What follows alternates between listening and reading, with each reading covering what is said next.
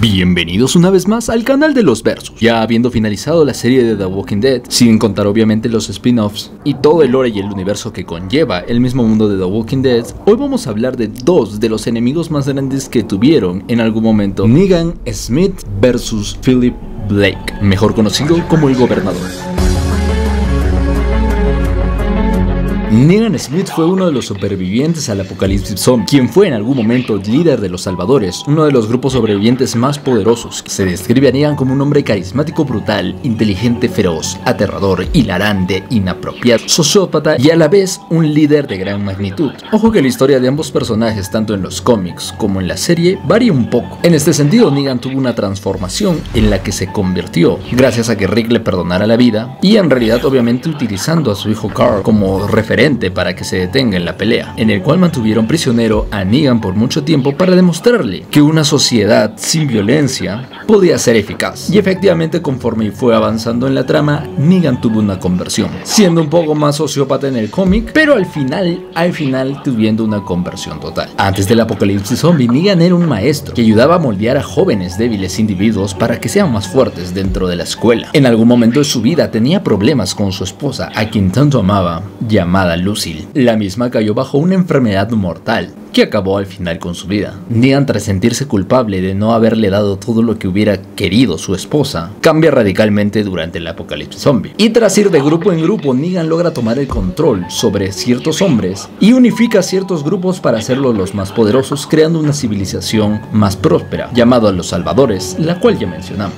Sin embargo, estos recurrían a la violencia y dividían a los grupos entre los más fuertes y débiles para ver quiénes trabajaban y quiénes estaban al mando. Este grupo ha sido tan poderoso que de hecho tuvieron que hacer diferentes alianzas para finalmente poder acabar con ellos. Y de hecho, desde que se presentan a los Salvadores, podemos ver que imponen un respeto y un miedo total hacia cualquier otro grupo.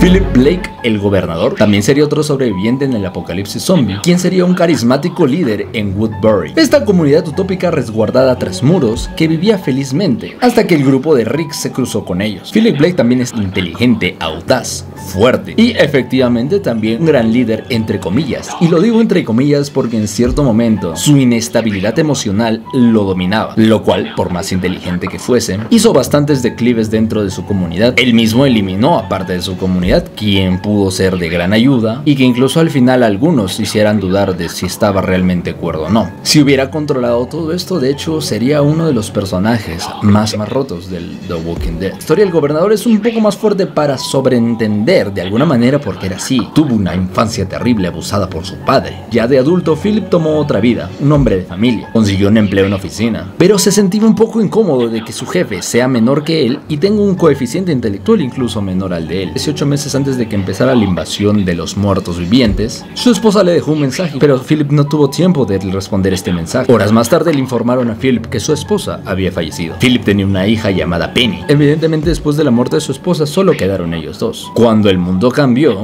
Philip, tanto con su hija, formaron parte de Woodbury. Lo único que le quedaba, que era su hija, fue mordida en algún momento. El Gobernador, tras no aceptar la pérdida de su hija, la mantuvo en cautiverio en un cuarto, y cualquiera que descubriera que la tenía encadenada, lo eliminaba e incluso cortaba su cabeza y lo colgaba como un trofeo. A partir de acá, el Gobernador ya sería una persona increíblemente manipuladora, y toda persona que realmente descubriera cuál era el verdadero Gobernador, pues tendría un trágico final, excepto hasta que llegó el grupo de Rick.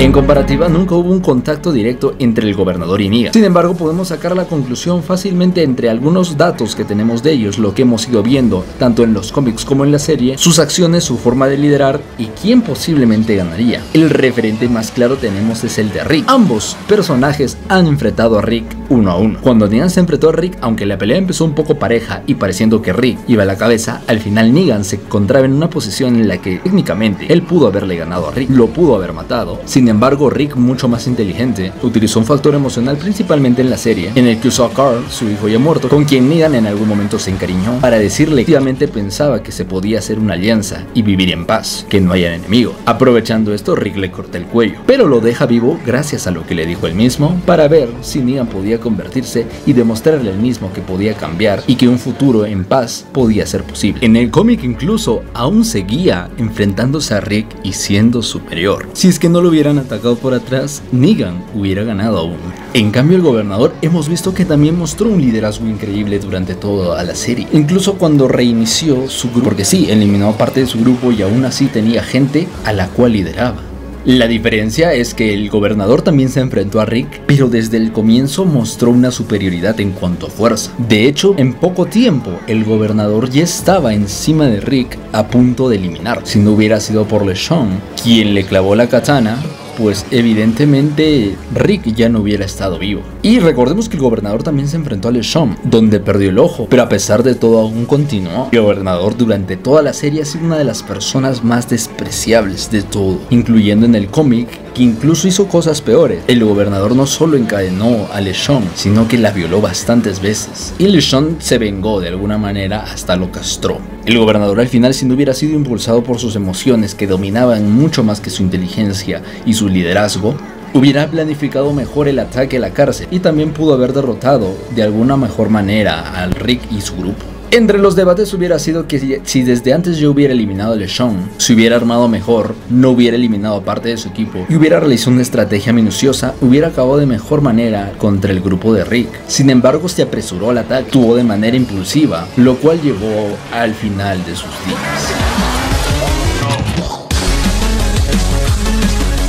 En ambas comparativas vemos que tanto Negan como el gobernador son superiores a Rick en cuanto a fuerza. Rick fue más astuto en ambos casos, aunque ambas personas mostraron cierta inteligencia y nivel de liderazgo igual o incluso superior al de Rick. El punto negativo es que Negan se encariñó con Carl y Rick supo cómo aprovechar esa situación para desarmarlo. En el cómic también con ciertas palabras trató de persuadirlo. En cambio, el gobernador nada de esto hubiera resultado. Nada de lo que diga Rick y dijo en realidad le sirvió. Él ya estaba decidido a matar a Rick. Ese también fue el problema del gobernador, que no supo planificar, no le dio tiempo a las cosas, actuó muy impulsivo. Ahora sabemos que Negan y el gobernador son personas fuertes. El gobernador no lo hemos visto en tanta acción, por lo menos en la serie. A Negan hemos visto que incluso mató a su propio aliado, quien era Simon, a de dar un golpe de estado. Acá demuestra ser superior en cuanto a fuerza, y Simon había demostrado ser uno de los personajes más fuertes en ese entonces. Y recordemos que Negan también, en base a un buen plan, acabó con Alpha, quien sería otro de los enemigos a futuro.